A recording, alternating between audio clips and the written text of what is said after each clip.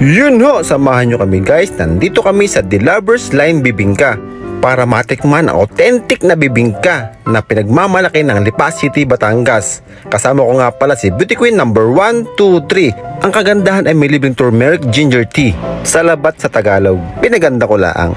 Kaya naman authentic kasi traditional ang kanilang pagluluto, uling tsaka yero. Kaya talagang lalong sumasarap ang bibingka na niluluto nila.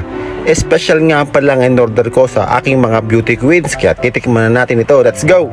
Ang special na bibingka ay may 5 stick ng cheese tsaka may salabat.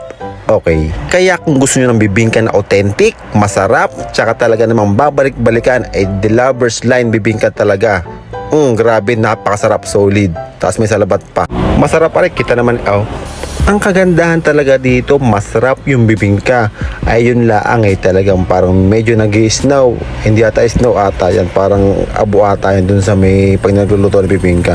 Kaya tuwan-tuwa naman ang aking mga beauty queens. Kita ka dyan naman si beauty queen number 1. Talaga namang enjoy na enjoy itong mukha. Ang ganda. Ge.